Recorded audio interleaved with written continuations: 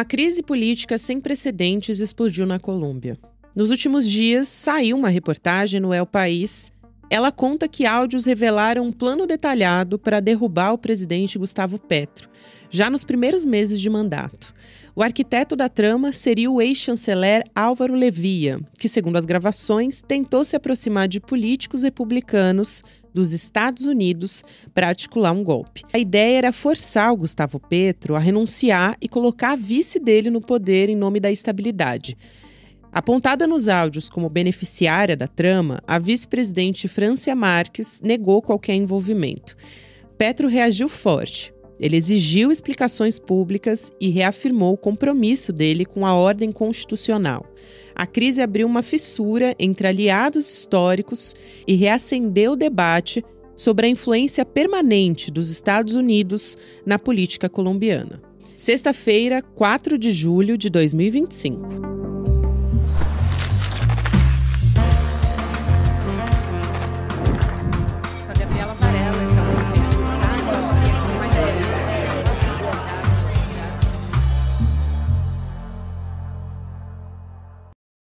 Olá, seja muito bem-vindo, seja muito bem-vinda. Eu sou a Gabriela Varela, esse é o Videocast em Detalhes.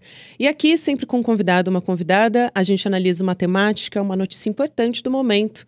Hoje eu vou conversar com o professor Wagner Iglesias, que é doutor em Sociologia e também professor da EASH, da USP, aqui em São Paulo, que é a Escola de Artes, Ciências e Humanidades. Professor, um prazer te receber aqui no nosso estúdio. Olá, Gabriela, o prazer é meu poder estar aqui no ICL mais uma vez. Muito obrigado. Eu que agradeço. Então, vamos começar a partir daí, em que contexto político a gente está tendo essa matéria vindo à tona? O jornal El País publicou, no último final de semana, supostos áudios, a respeito de articulações entre um ex-chanceler, ou seja, um ex-ministro das Relações Exteriores do governo Gustavo Petro, que foi demitido em 2024, início de 2024, há um ano e meio mais ou menos. Supostamente ele estaria tentando dialogar com Marco Rubio, secretário de Estado do governo de Donald Trump, no sentido de convencer os Estados Unidos a apoiar uma tentativa de substituição, digamos assim, do presidente Gustavo Petro, que ainda está na vigência do seu mandato, e envolveria essa operação envolveria que a então atual vice-presidente, Francia Márquez, tomasse parte disso, fizesse parte desse tipo de articulação para assumir o poder no lugar do Gustavo Petro. Mas em que contexto político isso está acontecendo e se gerou alguma instabilidade, colocou, vamos dizer assim, mais um tijolinho nessa instabilidade política que a gente está acompanhando no país? Talvez mais do que gerou, eu diria que aumentou a instabilidade política da Colômbia. O governo Petro é um governo bastante controverso, É um governo que não tem maioria, está longe de ter maioria no Congresso. O Congresso na Colômbia, assim como no Brasil, é bicameral. Ele não tem maioria na Câmara, não tem maioria no Senado. Eu não tenho aqui os dados agora, mas ele tem cerca de 15% a 20% no máximo de apoio nas duas casas. E ele vem Petro tentando implementar reformas que ele havia prometido na campanha eleitoral de 2022.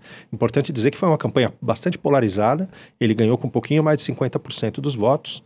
Então o candidato que perdeu com um pouco menos de 50%, e naquele momento o Petro defendia muito a questão da manutenção dos acordos de paz e de fazer reforma trabalhista, reforma previdenciária e reforma na saúde pública. Então esse contexto todo é um contexto de muita resistência no parlamento, no legislativo colombiano, tanto na Câmara quanto no Senado. E esses áudios eles vêm à tona no momento em que há muita conflagração do governo com a oposição e dentro do próprio governo. Há muitas divergências no governo, entre ministros e outros assessores próximos ao presidente Petro em relação à condução do próprio país. Vários ministros já se demitiram, já se retiraram do governo. Houve um caso de uma transmissão de uma reunião ministerial em fevereiro, se não estou enganado, agora de 2025, aberta, televisionada para o país todo, onde foi uma lavagem de roupa suja, quebrou o pau, e dali já alguns dos principais assessores já se retiraram do governo.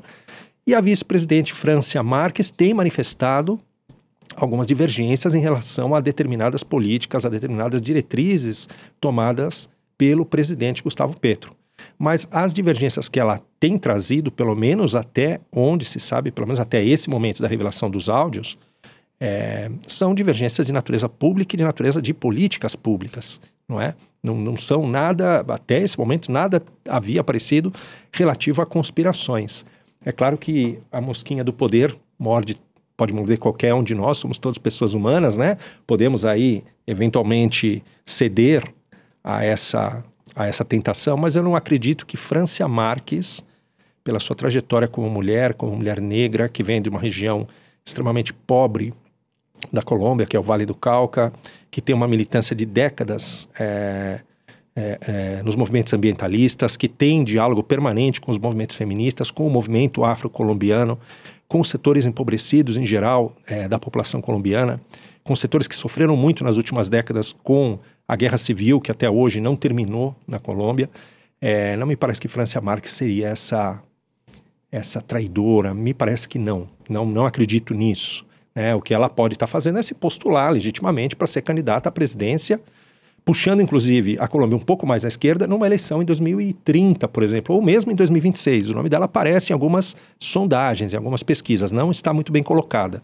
Mas ela está atuando politicamente. Não creio que esses áudios que tentam incriminá-la, entre outras pessoas, não creio que tenham relação direta nenhuma com a pessoa dela. É muito importante, professor, porque era justamente a pergunta que eu ia te fazer, né? Quem é a Francia Márquez? Para quem não conhece, em que posicionamento ali do espectro político ela está e como é que ela recebeu essa história também. Ela tem se posicionado dizendo que não existe qualquer possibilidade de ela ter participado dessa história, né? Desse conluio, vamos dizer assim, contra o atual presidente, o Gustavo Petro. Sem dúvida. E todos os pronunciamentos dela são pronunciamentos públicos, né? Ela tem dito que mantém as críticas, as divergências que foram se tornando cada vez mais profundas entre ela e o presidente, mas tudo o que ela tem dito de discordância em relação a uma série de medidas que o governo toma, ou da própria forma de articulação política do governo, do diálogo do governo com a sociedade civil, etc., ela tem feito publicamente. É importante dizer que França já tinha, já teve um gesto de generosidade política quando ela entendeu em 2022, na corrida eleitoral, que era importante somar forças com Gustavo Petro, porque ela também era candidata. Em algum momento eles conseguem formar aquela grande frente política, uma espécie de uma frente ampla, o pacto histórico, entre forças progressistas, para tentar conduzir a Colômbia a governos um pouco mais populares, um pouco com uma pauta, uma agenda mais social, diferente dos governos que a Colômbia tem há tantos anos, principalmente os últimos mandatos aí de Iván Duque, um pouco menos do José Manuel Santos, muito mais do Álvaro Uribe, mas enfim, os governos dos últimos 20 anos, que foram governos muito à direita, e governos com uma mão, como dizem, os nossos irmãos latino-americanos que falam espanhol, de mano dura, governos de muita repressão, repressão à guerrilha, repressão a setores populares, repressão a setores envolvidos com o crime organizado, etc. E o que o Petro propunha, e a França abraçou também essa ideia, era um governo de conciliação nacional. E eu posso também aproveitar que a gente está falando do governo Petro. A gente teve agora essa aprovação, a atualização das leis trabalhistas, mas me chamou a atenção que os trabalhadores do campo ficaram de fora, principalmente o setor do café, que é muito importante. Como é que foi essa história toda? O Petro se elege em 2022 com uma série de pautas, uma delas, como eu estava mencionando, o avanço dos acordos de paz, a pacificação política do país e também sinalizando algumas reformas de natureza popular, de construir na Colômbia algo que a Colômbia nunca teve, que é uma espécie de estado de bem-estar social. Entre essas reformas, a reforma trabalhista, a reforma previdenciária e a reforma das políticas sociais, especificamente ou mais fortemente da saúde. É curioso quando a gente fala isso, porque quando a gente pensa aqui no contexto nosso, reforma trabalhista, a gente pensa em retirada de direitos, porque isso é Exatamente. Isso é reforma trabalhista no Brasil. Reforma previdenciária vai recair sobre alguém a conta da Previdência Social. Na Colômbia, ele propõe essas reformas mais de um ponto de vista de aumento de direitos, para os trabalhadores que nunca tiveram condição de contribuir para o sistema previdenciário, não é? Isso é bastante impressionante no contexto que a gente tem atualmente, professor, de tanta precarização do trabalho. A Colômbia, nesse momento, na América Latina e talvez até num cenário até mais amplo, até mundial, é um dos poucos países que está fazendo reforma nesse sentido, no sentido de aumentar direitos sociais, e não de diminuir, porque a maioria dos países, desde os anos 80, 90, vem cortando direitos, né? Os trabalhadores, a classe trabalhadora, outro termo que está um pouco fora de moda, né? Mas a classe trabalhadora tem perdido direitos, né? Isso não é no Brasil, isso é em muitos lugares do mundo, né? E a Colômbia está indo num sentido contrário, mas isso é muito recente, isso é do governo Petro, isso é 2023, ele se elege em 22, é 23 para cá, são esses dois anos e meio para cá. E deixa eu pegar aqui, eu fiz, Gabi, uma colinha aqui para não me perder. Por favor. Não me perder com os números. Foram 57 votos a favor no Senado e 31 votos contrários à reforma trabalhista. O que ela prevê? Estabilidade no emprego no setor público e no setor privado. No setor privado, na verdade, são os contratos de trabalho por tempo indeterminado e não contratos assim por empreita, por serviço, por tempo, etc. Contratos que permitam um maior envolvimento, digamos assim, de mais longo prazo entre patrões e empregados. Mais estabilidade. Mais estabilidade. Você arruma um emprego numa empresa e você fica mais tempo do que simplesmente cumprir uma tarefa e ir embora na semana seguinte. Proteção aos trabalhadores informais, algum tipo de proteção aos trabalhadores informais, e aqui na minha cola, veja, você trouxe uma outra informação, e aos trabalhadores do campo. Mas que proteção social é essa? É mais ou menos como o nosso BPC no Brasil, Benefício de Prestação Continuada. Aquela pessoa que aos 10, 11, 12 anos de idade estava na roça já estava trabalhando no campo, né, de sol a sol, chega aos 50, aos 60 anos, aos 70 anos e não tem nenhum tipo de benefício em termos pecuniários, em termos de um rendimento mensal, porque nunca foi formal e nunca pôde contribuir para a Previdência. Isso acontece no Brasil. O Brasil aprovou o BPC já faz vários anos e ele tem um papel importantíssimo em muitas regiões do interior do país, né? Papel econômico mesmo. E na Colômbia é mais ou menos isso, né? De você estender direitos previdenciários para trabalhadores informais, seja no campo ou na cidade, que jamais puderam contribuir para a Previdência. E aqui tem uma coisa importante, que foi uma derrota. Um dos artigos do projeto foi derrotado, que tem tudo a ver com a gente também, que é a derrota da proposta de uma jornada 4x3. Essa não passou. Aqui a gente está brigando por um 6x1, né? Olha só. Está difícil, né? E o texto voltará à Câmara e depois vai à sanção presidencial. E na Câmara toda a leitura é de que ele vai ser, digamos assim, confirmado e aí ele vai à sanção do presidente Gustavo Petro. Isso se deu depois que o presidente fez, digamos assim, uma espécie de ameaça, não sei se a palavra é muito forte, talvez estou colocando a palavra de uma maneira errada aqui, mas é a que me ocorre nesse momento, de chamar a população, né, para uma espécie de plebiscito, com 16 ou 17 perguntas, entre as quais várias relativas à reforma trabalhista, e ver o que a população achava. Isso é um preceito constitucional da Colômbia chamado consulta popular. É possível se fazer isso. E aí o Senado, diante disso, acabou cedendo, o Senado que é comandado, né, pela direita e pela extrema-direita, onde o Petro, assim como na Câmara, tem minoria. Apesar de não ter existido esse plebiscito, eu também queria te perguntar como é que isso recai na sociedade colombiana, né? Como é que eles recebem? Porque justamente eu te perguntei sobre os trabalhadores do campo, porque eu vi críticas nesse sentido. Não tem trabalho decente no campo, é muito precarizado, enfim. Então, por isso que foi a pergunta que eu te fiz e você trouxe um contexto mais amplo que eu acho muito importante. Não, sem dúvida nenhuma. Obviamente que os setores populares vão tentar puxar mais à esquerda a reforma. Obviamente que muitos setores vão dizer, como tem dito, que a reforma é insuficiente para trazer essa condição de relações de trabalho mais decentes, mais dignas, né? Então houve, de fato, críticas, mas também houve muita mobilização nas principais cidades da Colômbia favoráveis à aprovação dessa reforma. E aí o sistema político, as instituições, percebendo o ânimo das ruas, acabaram por aprovar.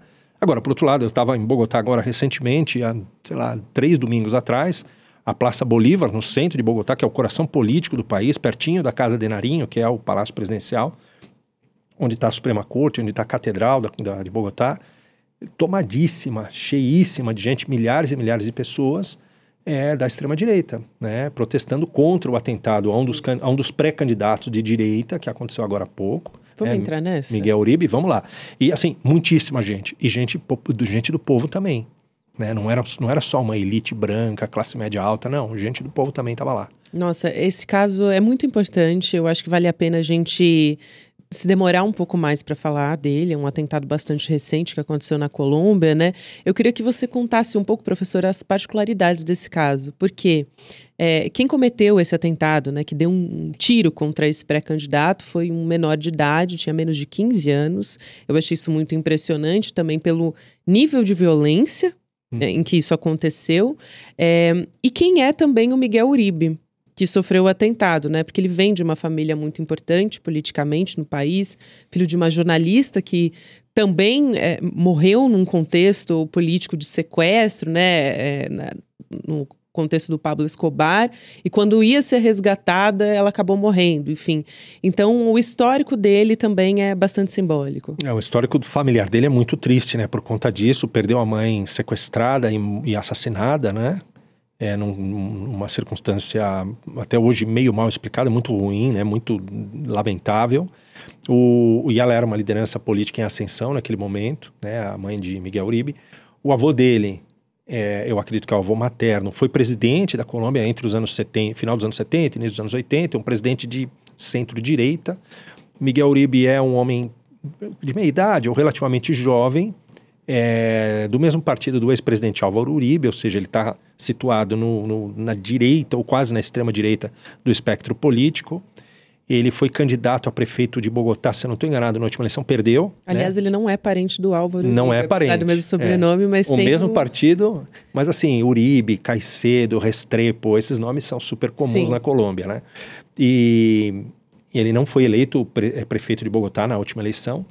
E estava fazendo um comício numa região próxima ao aeroporto internacional de Eldorado e foi atingido pelos balaços, né? Acho que foram 6 tiros, 3 pegaram nele, 2 no cérebro, né? E 1 no joelho, quer dizer, um negócio assim terrível.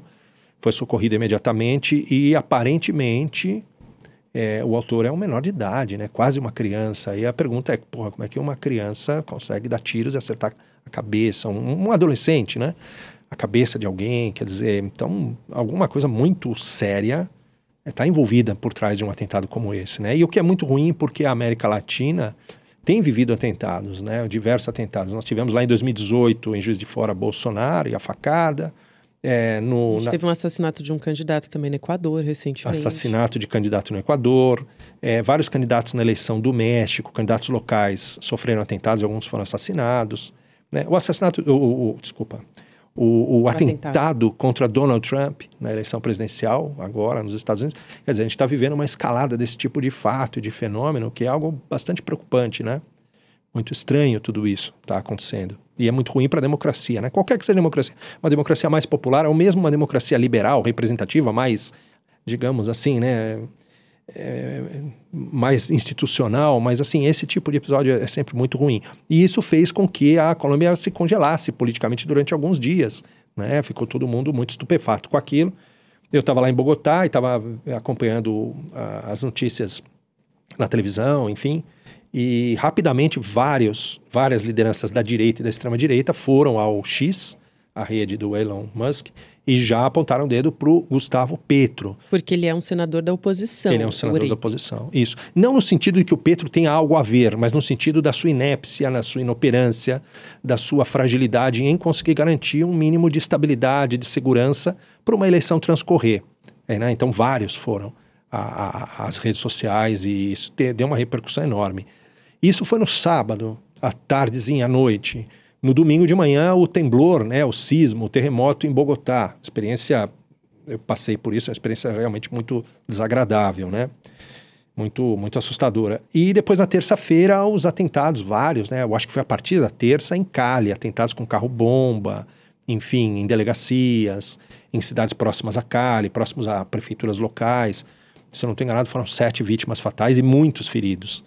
Então, assim, o contexto político colombiano é efervescente no mau sentido da palavra, né? Ele é muito perturbador, né? Ele é muito complexo e muito difícil.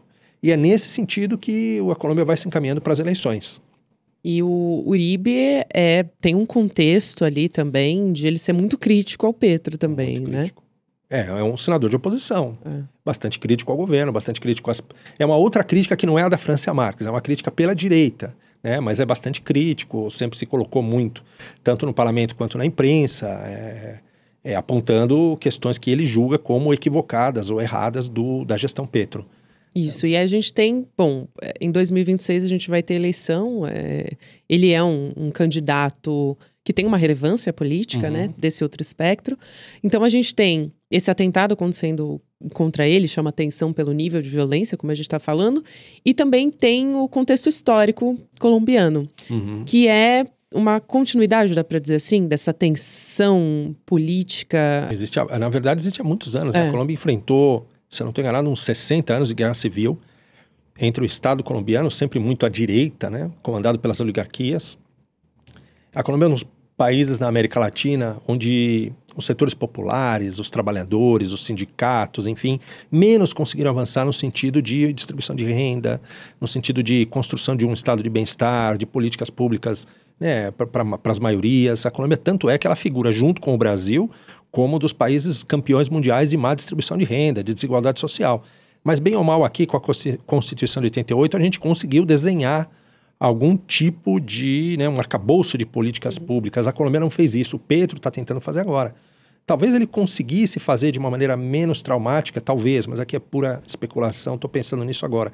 Através de um processo constituinte, talvez, não sei, né, teria mais legitimidade se ele conseguisse uma bancada grande numa Assembleia Constituinte para redesenhar o Estado colombiano. Mas a Colômbia vem aí de 60 anos de guerra civil e não terminou porque, embora o acordo de paz tenha feito com que alguns setores da guerrilha de esquerda e alguns setores paramilitares, etc., depusessem as armas, ainda continuam os conflitos. A Colômbia é um país onde se mata muitíssimas lideranças sociais. Um pouquinho antes de vir para cá, eu vi uma notícia que eu não tinha visto ainda. Gustavo Petro fez um pronunciamento, acho que ontem ou antes de ontem, acharam uma vala comum em alguma região remota do país, com 8 pessoas que foram assassinadas, são lideranças sociais locais, estão lutando por terra, enfim, né, por políticas sociais locais, e dessas 8 lideranças, acho que 2 ou 3 são lideranças religiosas, são cristãos que foram assassinados, não se sabe exatamente por quem, não é? Mas há uma série de especulações que seria um núcleo para formar um novo grupo guerrilheiro, que não sei o que e tal. Enfim, a Colômbia é esse mosaico triste, né? E por outro lado é um país incrível, né? Um país coloridíssimo e musical e muito feliz, né? E muito saboroso, para usar o slogan que a Francia Marques usou na campanha dela, né? Vivir sabroso, né? Viver de uma maneira saborosa a vida, né? A vida. E professor, levando em conta essas décadas, né, de violência, enfim, e o histórico da Colômbia, dá para dizer que o contexto atual, que a Colômbia está menos violenta hoje do que ela já foi, e o que está alimentando politicamente essa violência hoje? Bom, eu não sei te dizer se está menos violenta. Eu acho que ela teve momentos de pico, por exemplo, a cidade de Medellín foi a cidade mais violenta do mundo, ou seja, pelos índices que medem mortes, né, criminalidade violenta, mortes matadas, né? Medellín foi a cidade mais violenta do mundo nos anos 80 e 90, né? Hoje não é. Hoje Medellín, por exemplo, estou falando de Medellín, que é uma das principais cidades do país, né? E era o epicentro dessa violência, um dos epicentros. A Medellín hoje é uma cidade que recebe congressos internacionais, feiras internacionais, congressos acadêmicos, é um laboratório de políticas públicas a céu aberto, tem inúmeras intervenções no espaço público muito interessantes. Então tem isso. Mas eu acho, posso estar enganado, mas eu acho que existe uma violência silenciosa no varejo, em pequenos pueblos, né, em pequenas cidades, nos rincones, né, nos interiores do país, que permanece. Essa continua e essa tem aí o crime organizado, tem paramilitares, tem setores remanescentes da guerrilha de esquerda, enfim, né, são muitos atores envolvidos nessa violência. E também o Estado, né, o Estado também na Colômbia sempre foi muito repressor e muito violento, né? O que a direita hoje diz, depois, por exemplo, desse atentado ao Miguel Uribe, a direita diz o seguinte: Petro, você não tem condição de levar um processo eleitoral com segurança, né? Você não garante a paz, não garante a segurança. A gente precisa de pegar pesado, né? Precisamos, a direita está dizendo, a extrema-direita está dizendo isso. O Estado precisa reprimir esses criminosos, enfim, né? Então tem uma cultura política também que eu diria que leva mais ou menos metade da Colômbia, metade da população vai por aí, que é uma cultura política de um estado de mano duro, de repressão, etc. Agora, curiosamente, aí aquelas coisas que a gente pensa e não consegue explicar, a Colômbia a diferença de vários outros países, a Colômbia tem um centro político, né? Ela não tem uma polarização entre extrema-direita e centro-esquerda, como ocorre em vários outros países nas Américas. Tem uma extrema-direita, tem uma centro-esquerda, tem até uma pequena extrema-esquerda, mas tem um centro político, ou seja, existem políticos, lideranças políticas que se colocam no debate público tentando atender demandas de um lado e de outro. Em geral, tendendo, obviamente, mais para a direita, mas que contemplam algum tipo de demanda de setores progressistas. As pesquisas nesse momento mostram, né, aí sim a Colômbia se parece com vários outros países, Vicky Dávila, que é uma jornalista, né, uma pessoa que a carreira toda ela fez no rádio, na televisão, e recentemente ela era diretora-geral de uma revista semanal, tipo, mal comparando, tipo uma Veja, mal comparando. E ela se lançou, ela é uma candidata de direita, quase extrema-direita, né? Não se lançou, mas é uma pré-candidata e está liderando as pesquisas. Eu peguei aqui, Gabi, uma pesquisa, também é mais uma colinha que eu fiz aqui, a minha lição de casa, do Instituto Guarumo, que eu imagino que é um Instituto Nacional colombiano, né? É um dos institutos nacionais de pesquisa. Ele realizou uma pesquisa semana passada, entre 23 e 26 de junho, né? Nós estamos hoje é 3 de julho, né? Semana passada. E ele apresentou uma coisa que é bizarra, né? Impensável para nós, 45 nomes de pré-candidatas e pré-candidatos de direita, de extrema-direita, direita, centro, esquerda, extrema-esquerda, né? Então, assim, isso mostra que tem muita indefinição ainda no quadro eleitoral para 2026. 45 pré-candidatas e pré-candidatos foram apresentados aos eleitores, né? Para mais de 2.000 pessoas optarem, né? Então, você vê o grau de pulverização eleitoral, né? E de indefinição política da Colômbia nos próximos meses. E despontaram 3 candidatos. A Vicky Dávila, que é uma jornalista, fez toda a carreira no jornalismo, não é uma pessoa da política, portanto ela tem essa coisa meio do outsider, que também está na moda, né? Em várias democracias mundo afora. Ela é uma candidata de direita e, por enquanto, independente. Por enquanto, aparentemente, não está afiliada a nenhum partido, mas vai ter que se filiar. Depois é o Sérgio Fajardo, que é de centro, que foi candidato já foi governador de Antioquia, que é o estado ou departamento, melhor dizendo, onde está Medellín, que é uma cidade importantíssima. E, por fim, aparece a Cláudia López, que é uma ex-prefeita de Bogotá, que foi uma grande esperança, que depois acabou não se confirmando tanto, que é uma candidata LGBT, que foi uma prefeita LGBT, que tinha uma pauta ambientalista, progressista e tal, que acabou, mas agora ela aparece bem nas pesquisas, mas são 45 candidaturas, então é um cenário ainda muito incerto. E né? muito fora da nossa realidade também, né, para traçar um paralelo que a gente possa compreender, né? Aqui a gente vai ter 2 candidatos e talvez um terceiro aí que tenta se apresentar, mas não... Normalmente é o que apoia um que está ali na bipolaridade, né? Exatamente. É o fiel da balança. É isso. Professor, muito obrigada. Foi muito didático para a gente compreender esse contexto político e acho que a gente vai conversar muito em breve, né? Porque vai ter outro desdobramento aí. Eu agradeço, Gabriela, agradeço o ICL pela oportunidade. Falar de América Latina é sempre muito importante. A gente precisa falar mais de América Latina no Brasil. A gente conhece pouco ainda. Concordo em absoluto. Obrigada, é um prazer. Até uma próxima. Prazer, obrigado. Quero também te convidar para acessar a nossa lojinha do ICL, que é souicl.com.br. A gente tem camiseta, boné, caneca, enfim. Nossos produtos aqui e também de grandes autores, Chimamanda Adichie, por exemplo, é uma delas. O nosso Gessé, enfim, frases do Mujica, camisetas com frases do Mujica. Tem muita coisa bacana lá e é uma maneira de apoiar o nosso jornalismo independente. Então, quando você compra na nossa loja oficial, você também está apoiando o nosso jornalismo, deixando a gente fazer reportagens exclusivas, investigativas. Então vai lá para conferir, lembrando que se você é assinante, você tem também desconto exclusivo. Obrigada a você que me acompanhou até aqui. Agora tem o Mercado Investimentos, na sequência o Rolê ICL, e você pode ouvir Em Detalhes de segunda a sexta-feira nas plataformas de áudio. Na segunda-feira a gente está de volta. Até lá. E aí, Chico, vamos microfonar, amigo? Velho, agora... Rapaz, que estampa é essa, rapaz? Gostou? Comprei na loja do ICL. Pô, tá agorinha. Vista a coragem. Leve a luta com você. Camisetas da comunidade mais corajosa do Brasil. Acesse souicl.com.br e garanta já a sua.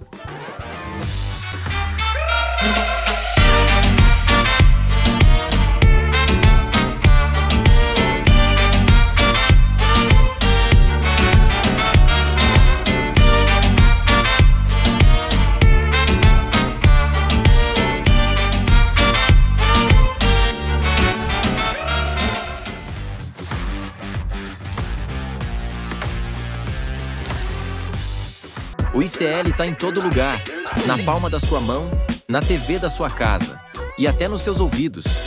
Para ir além da manchete e mergulhar com apuração e contexto de verdade, acesse iclnoticias.com.br. Siga o ICL, compartilha e vem com a gente. Informação para quem pensa.